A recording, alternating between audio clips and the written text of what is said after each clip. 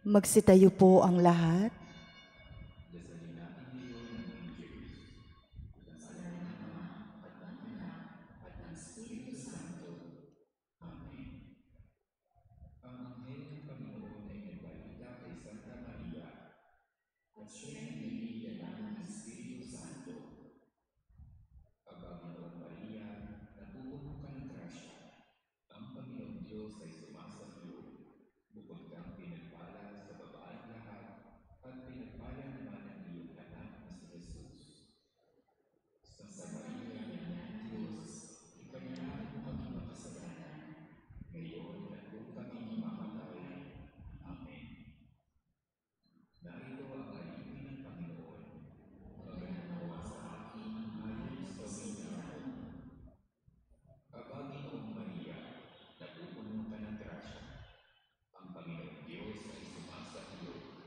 Bukod kang pinagpala sa babaeng lahat, at pinagpala naman ang iyong anak na si Jesus.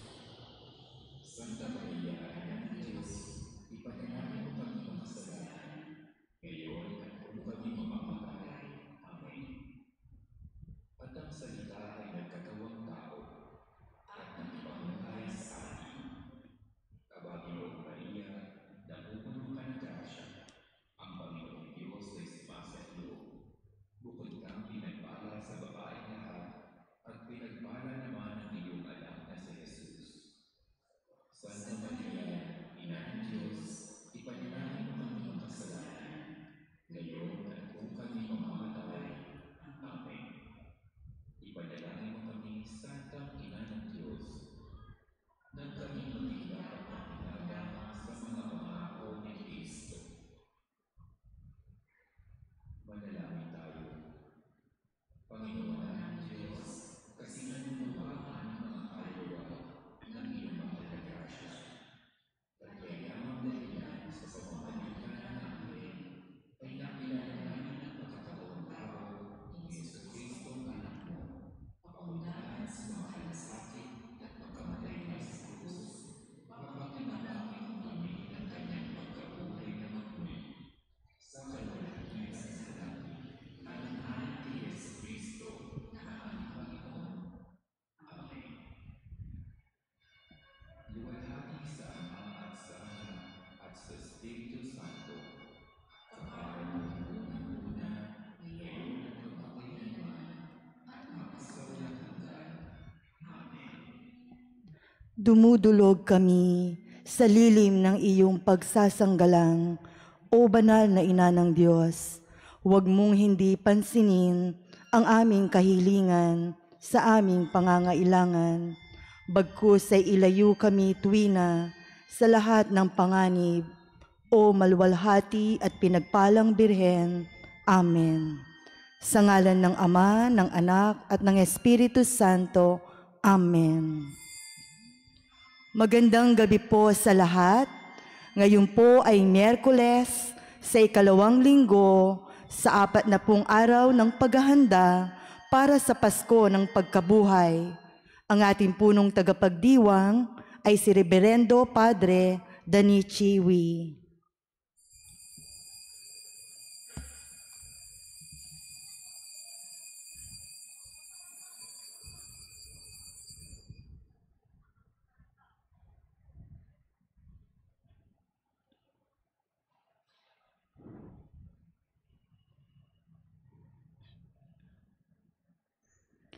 Kami ay huwag mong iwanan, Poong Diyos naming mahal.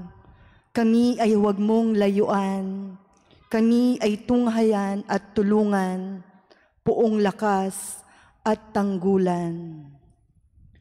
Simulan natin ang ating pagdiriwang sa ngalan ng Ama at ng Anak at ng Espiritu Santo. Amen. Ang pagpapala ng ating Panginoong Hesukristo, ang pag-ibig ng Diyos Ama, at ang pakikipagkaisa ng Espiritu Santo naway sumainyong lahat. At sumaiyo rin. Mga kapatid, aminin natin ang ating mga kasalanan upang tayo'y maging marapat gumanap sa banal na pagdiriwang. Inaamin ko sa makapangyarihang Diyos At sa inyo, mga kapatid, na lubha akong nagkasala sa isip, sa salita, sa gawa, at sa aking pagkukulang. Kaya isinasamo ko sa mahal na Birheng Maria, sa lahat ng mga anghel at mga banal, at sa inyo, mga kapatid, na ako ay ipanalangin sa Panginoong ating Diyos.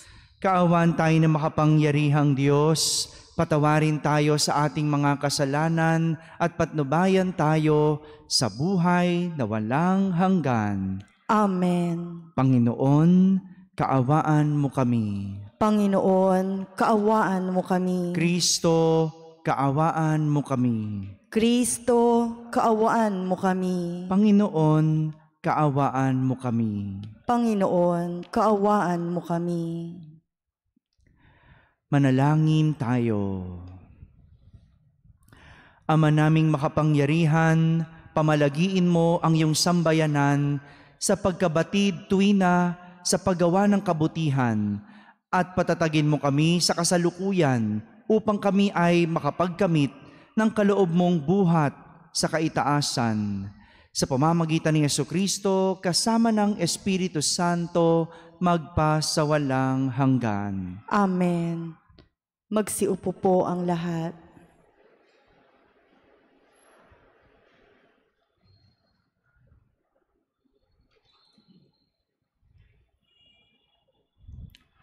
Pagbasa mula sa aklat ni Propeta Jeremias. Ang sabi ng mga tao, iligpit na natin si Jeremias. May mga saserdote namang magtuturo sa atin, mga pantas na magpapayo, at mga propetang magpapahayag ng salita ng Diyos. Isakdal natin siya at huwag nating pakinggan ang mga sinasabi niya. Kaya't nanalangin si Jeremias, Panginoon, pakinggan mo ang aking dalangin. Batid mo ang binabalak ng mga kaaway ko. Ang kabayaran ba ng kabutihan ay kasamaan? Ano't naghahanda sila ng hukay upang ako'y mabitag?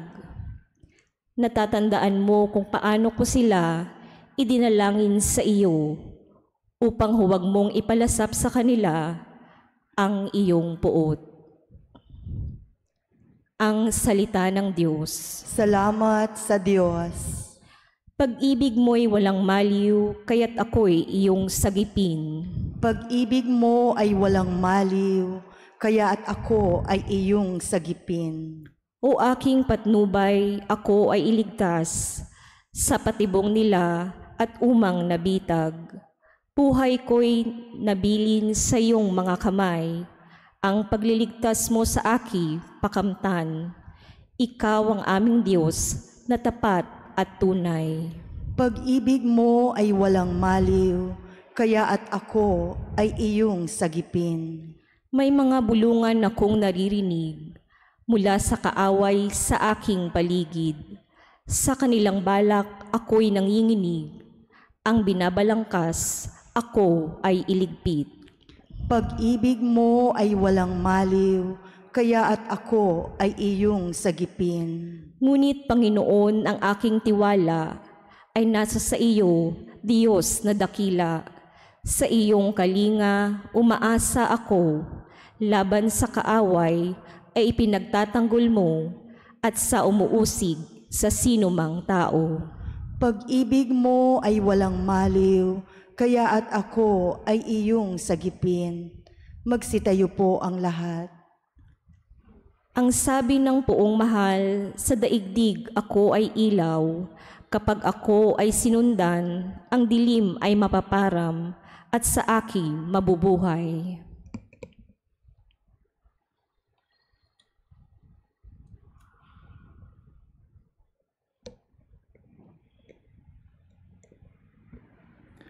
Sumainyo ang Panginoon. At sumaiyo rin. Ang mabuting balita ng Panginoon ayon kay San Mateo. Papuri sa iyo, Panginoon.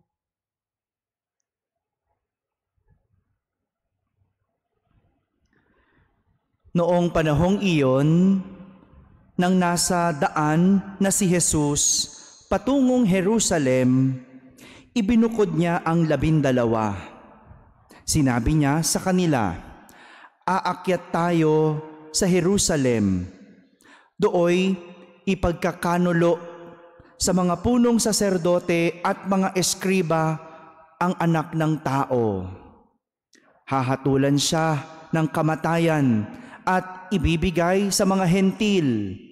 Siya'y tutuyain, hahagupitin at ipapako sa krus. Ngunit muli siyang bubuhayin sa 3 araw." Lumapit kay Jesus ang asawa ni Zebedeo, kasama ang kanyang mga anak. May ibig siyang hilingin, kaya't lumuhod siya sa harapan ni Jesus. "Ano ang ibig mo?" tanong ni Jesus. Sumagot siya, "Sana'y ipagkaloob ninyo sa 2 kong anak na ito ang karapatan na makaupong katabi ninyo sa inyong kaharian, isa sa kaliwa at isa sa kanan. Hindi ninyo nalalaman ang inyong hinihingi." Sabi ni Jesus sa kanila, "Makaiinom ba kayo sa kopa ng hirap ko?" "Opo," tugon nila. Sinabi ni Jesus, "Ang kopa ng hirap ko ay maiinom nga ninyo, ngunit wala sa akin ang pagpapasya kung sino ang mauupo sa aking kanan at sa aking kaliwa. Ang mga luklukang sinasabi ninyo ay para sa mga pinaghandaan ng aking Ama." Nang marinig ito ng 10 alagad, nagalit sila sa magkakapatid. Kaya't pinalapit sila ni Jesus at sinabi sa kanila, "Alam ninyo na ang mga pinuno ng mga hentil ay naghahari sa kanila, at ang mga dinadakila ang siyang nasusunod. Ngunit hindi ganyan ang dapat na umiral sa inyo. Sa halip, ang sino man sa inyo na ibig maging dakila ay dapat maging lingkod. Ang sino mang ibig maging pinuno ay dapat maging alipin ninyo. Tulad ng Anak ng Tao na naparito, hindi upang paglingkuran, kundi upang maglingkod at ialay ang kanyang buhay upang matubos ang marami." Mga kapatid, ang mabuting balita ng Panginoon. Pinupuri ka namin, Panginoong Heso Kristo. Magsiupo muna po ang lahat. Magandang gabi po sa inyong lahat. 2 karakter na may parehas na sinapit na karanasan ang ikinukwento sa atin ng ating mga pagbasa sa araw na ito. Narinig natin sa unang pagbasa ang panalangin ni Propeta Jeremias. Abot-abot ang dasal ni Propeta Jeremias sa Panginoon dahil sa pag-uusig sa kanya ng mga tao. Gusto siyang ipaligpit. Gusto siyang patayin. Nais siyang isakdal ng mga tao sa kadahilanang pangangaral. Imagine nyo, no? Nangaral ka lang, ipapapatay ka na. Nagturo ka lang, ililigpit ka. Pinagsasabihan kasi ni Propeta Jeremias ang mga tao na ituwid ang kanilang buhay. Pinangangaralan niya sila na magbalik loob sa Diyos. Ngunit sa halip na magpasalamat at tanggapin ang kanyang pangaral at mga turo, galit at pag-uusig ang naging sukli ng mga tao. Imagine ninyo, no? Nagsabi ka lang, huwag magnakaw. Paglabas mo, makakatanggap ka na ng death threat. No? Nagsabi ka lang na wag magsisinungaling, di ba? Pagtalikod mo, kung ano-ano na sinasabi sa iyo. Kakatakot, no? Ganoon noon. Ngayon ba ganun pa rin? Ito rin po yung sinapit ni Jesus sa kamay ng mga tao. Parehas ng sinapit ni Propeta Jeremias. Pag-uusig, pagpapahirap, at kamatayan ng dahil lang sa pangangaral ng salita ng Diyos. Minsan, hindi mo maunawaan ang tao. Dahil sa kanya-kanyang paniniwala, hindi mo malaman kung ano ang mabuti at masama sa kanila. Pag pinagsabihan mo, sila pang galit. Turuan mo, ikaw pa ang masama. Gabayan mo, pakialamero ang tingin sa'yo. May gawin ka o wala, may masasabi at masasabi sa iyo. Di mo alam saan ka lulugar, no? Magtuturo ka pa ba o hindi? Pero naisip ko lang, yung taong magnanakaw, ang magagalit lang naman kapag pinagsabihan mong huwag magnakaw. Yung taong sinungaling lang naman, ang magagalit kapag sinabihan mong huwag magsinungaling. Pansinin nyo, yung mga taong ganon, nanuot sa kanila yung kasalanan. Pero yung taong nadala lang sa kasalanan, kapag sinabi mong huwag magnakaw, yung nakapagnakaw lang dahil nadala, wala kang maririnig doon. Yung taong sinabihan mong huwag magsinungaling, nakapagsinungaling lang dahil nadala lang ng sitwasyon, wala kang maririnig doon. Madaling magsisi yung mga yon. Pero yung mga taong nagagalit, kapag pinagsasabihan, yung mga taong nagre-react, kapag tinuturuan, sila yung nanuot sa kanila yung kasalanan. Kaya nga, sa panahon ngayon, maliligaw ka. Kahit ginagawa mo yung tama, kapag hindi mo alam kung bakit mo ginagawa ang isang bagay, maliligaw ka at mawawala ka. Kung hindi mo kilala ang sarili mo, sigurado masisira at mawawala ka. Mabuti na lang, malinaw kina Jeremias at Jesus kung sino sila at kung saan galing ang kanilang ginagawa. Alam nila kung sino ang babalingan sa oras ng kahirapan. Kilala nila kung kanino galing ang kanilang karunungan. At higit sa lahat, malinaw kina Jesus at Propeta Jeremias na ang Diyos ang kanilang pinaglilingkuran. Ang Diyos ang kanilang pinaglilingkuran. Ito marahil ang pinagdadaanan ng marami sa atin. Kaya nawawala sa sarili ay dahil hindi kilala ang sarili. Kaya naliligaw ay hindi o dahil hindi alam kung saan kukuha ng direksyon. Kaya namamalik ng pag-iisip ay dahil walang pinakikinggang pangaral. Sa panahon ngayon, sa dami ng ingay, sa dami ng mga sabi-sabi, sa dami ng panghuhusga at kanya-kanyang paniniwala, ang daling mawala at maligaw. Lalo na kung wala kang kinakapitang matibay at sinasampalatayanang malinaw. Mga kapatid, tayo po ay inaanyayahan ng ating mga pagbasa na bumaling sa Diyos. Sa mga panahong nawawala ang pagkilala natin sa ating mga sarili. Sa mga pagkakataong naaapektuhan tayo sa mga sinasabi ng iba, humingi ng lakas sa Diyos. Dahil ang Diyos ang nakakakilala sa atin ng lubos. Amen.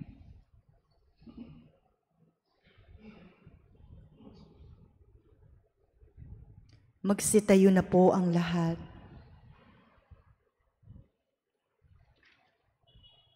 Habang isinasaisip natin ang mga salita ni Jesus na ang pinakadakila ay yaong naglilingkod, manalangin tayo sa Diyos Ama upang pagkalooban tayo ng tunay na diwa ng paglilingkod sa lahat ng tao. Ating sambitin sa bawat panalangin, Panginoon, gawin mo kaming mga tunay na lingkod. Panginoon, gawin mo kaming mga tunay na lingkod. Ang mga pinuno ng simbahan naway maging mga tunay na lingkod, kumikilos ng may malasakit na katulad ng ipinakita ni Jesus sa kanyang mga alagad. Manalangin tayo sa Panginoon. Panginoon, gawin mo kaming mga tunay na lingkod. Ang mga pinuno ng pamahalaan naway gamitin ang kanilang kapangyarihan para sa ikabubuti ng mga mamamayan at iwasan ng alitan at kawalan ng tiwala. Manalangin tayo sa Panginoon. Panginoon, gawin mo kaming mga tunay na lingkod. At tinawang maunawaan na sa mata ng Diyos, hindi sinusukat ang tagumpay sa pamamagitan ng mga pamantayan ng mundo, kundi sa paggalang na ibinibigay natin sa ating kapwa. Manalangin tayo sa Panginoon. Panginoon, gawin mo kaming mga tunay na lingkod. Ang mga may sakit, naway maunawaan na ang kanilang pagdurusa ay maaaring maging isang biyaya kung ito ay tinitiis bilang pakikiisa kay Kristo. Manalangin tayo sa Panginoon. Panginoon, gawin mo kaming mga tunay na lingkod. Ang mga yumao, naway mata mo ang gantimpala ng kanilang mga paghihirap sa lupa, sa buhay na walang hanggan. Manalangin tayo sa Panginoon. Panginoon, gawin mo kaming mga tunay na lingkod. Sa ilang sandali ng katahimikan, ating ipanalangin ang iba pang mga pangangailangan ng ating pamayanan, ang mga dumudulog sa Birhen de Guia, pati na rin ang ating pansariling kahilingan.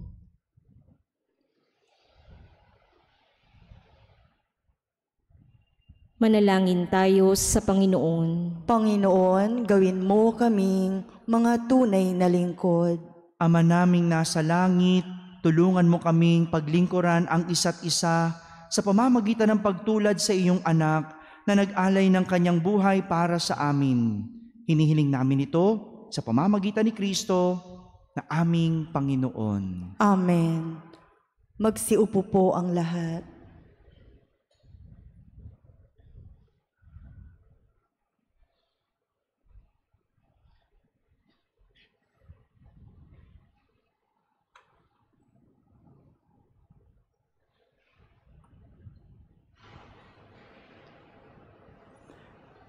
Kapuri-puri ka, Diyos amang lumikha sa sanlibutan, sa iyong kagandahang loob naritong aming may alay mula sa lupa at bunga ng aming paggawa. Ang tinapay na ito para maging pagkaing nagbibigay buhay. Kapuri-puri ang puong may kapal, ngayon at kailanman.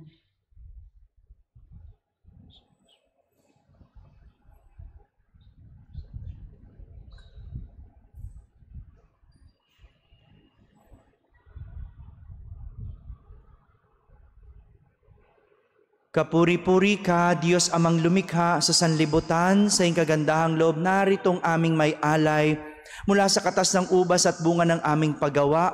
Ang alak na ito para maging inuming nagbibigay ng iyong Espiritu. Kapuri-puri ang puong may kapal, ngayon at kailanman.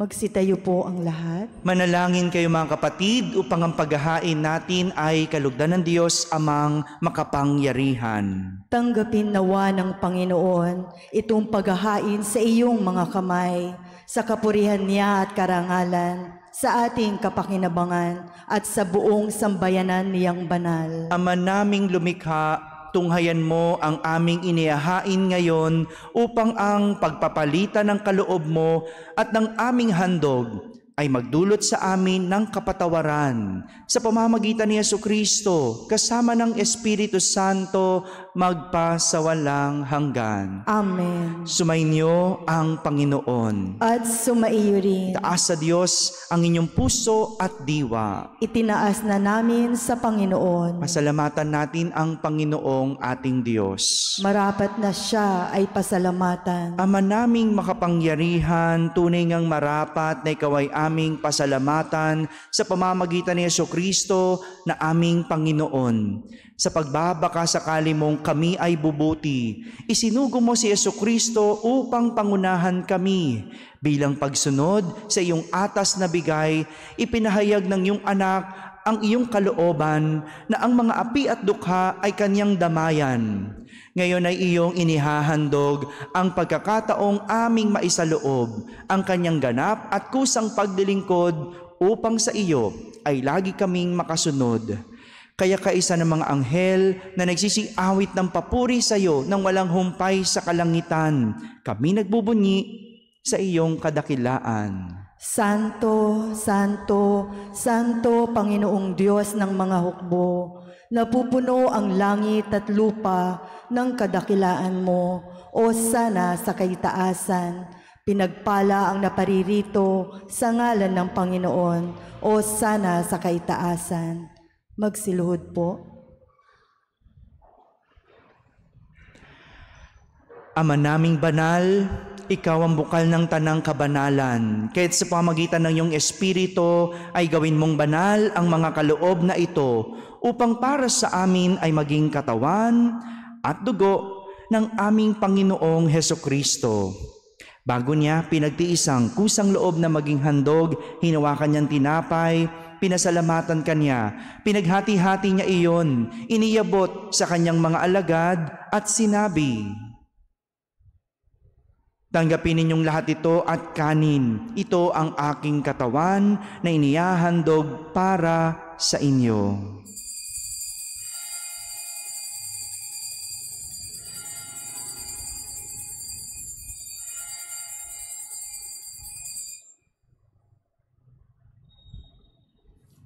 Gayon din naman, nung matapos ang hapunan, hinawakan niya ang kalis, muli kanyang pinasalamatan. Iniabot niya ang kalis sa kanyang mga alagad at sinabi, "Tanggapin ninyong lahat ito at inumin. Itong kalis ng aking dugo, ng bago at walang hanggang tipan. Ang aking dugo na ibubuhos para sa inyo at para sa lahat sa ikapagpapatawad ng mga kasalanan. Gawin ninyo ito sa pag-alaala sa akin."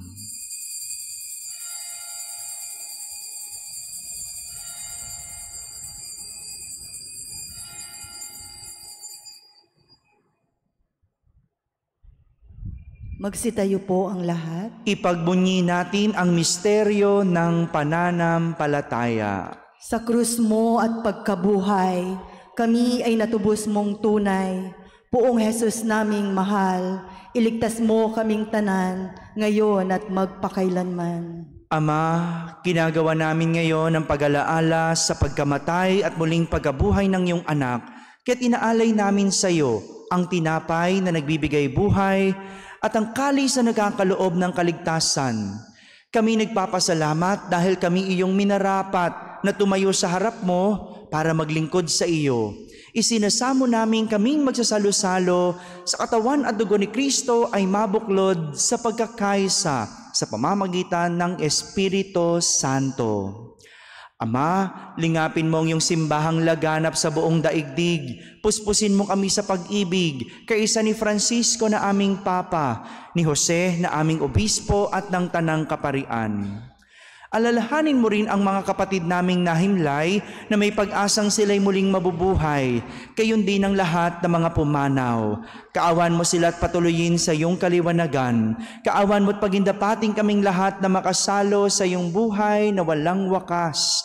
Kaisa na mahal na Birheng Maria na Ina ng Diyos, ng kabiyak ng puso niyang si San Jose, kaysa ng mga apostol at ng lahat ng mga banal na namuhay dito sa daigdig ng kalugod-lugod sa iyo. May pagdiwang nawa namin ang pagpupuri sa kararangal mo sa pamamagitan ng iyong anak na aming Panginoong Hesukristo. Sa pamamagitan ni Kristo, kasama niya at sa Kanya, ang lahat ng parangal at papuri ay sa iyo, Diyos Amang makapangyarihan, kasama ng Espiritu Santo, magpa sa walang hanggan. Amen.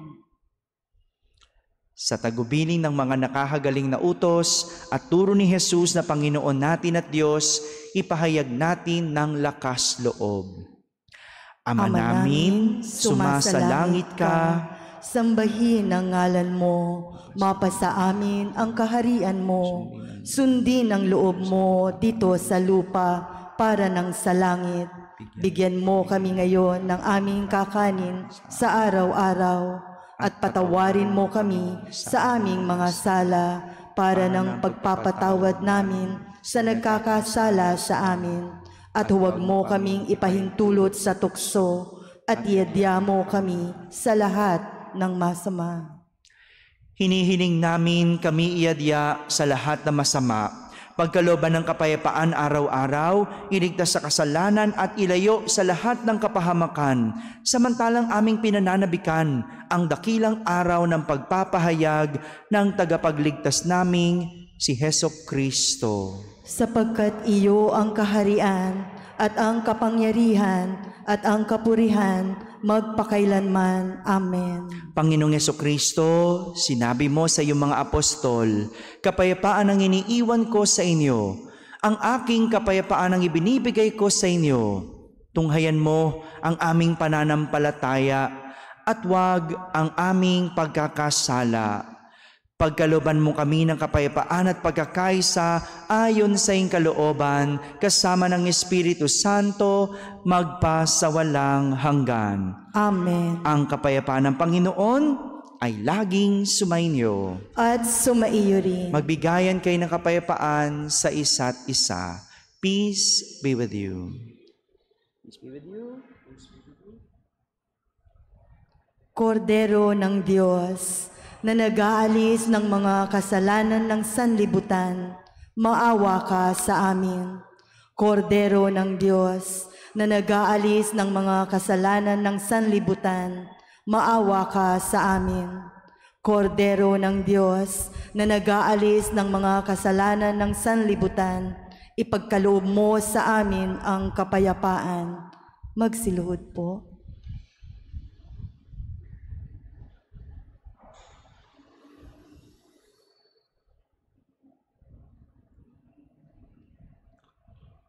Ito ang kordero ng Diyos. Itong nag-aalis sa mga kasalanan ng sanlibutan. Mapalad ang mga inaaniyahan sa kanyang piging. Panginoon, hindi ako karapat-dapat na magpatuloy sa iyo, ngunit sa isang salita mo lamang ay gagaling na ako.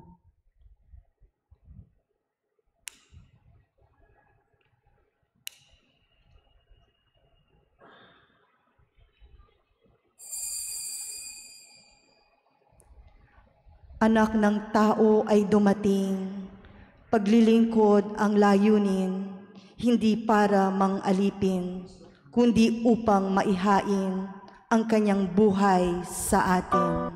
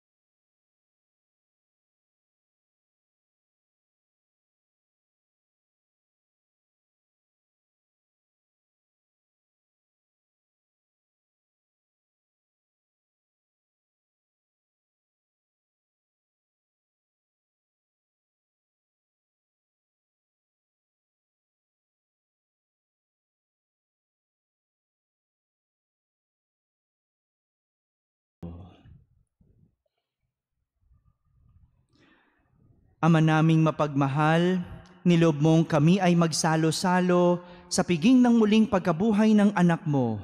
Ito nawa ay aming pakinabangan sa pagkakamit namin ng walang maliw na kaligtasan sa pamamagitan ni Jesucristo kasama ng Espiritu Santo magpasawalang hanggan. Amen. Sumainyo ang Panginoon. At sumaiyo rin. Pagpalain kayo ng makapangyarihang Diyos, Ama at Anak at Espiritu Santo. Amen. Tapos na po ang ating pagdiriwang humaiking taglay ang pag-ibig at kapayapaan ni Kristo.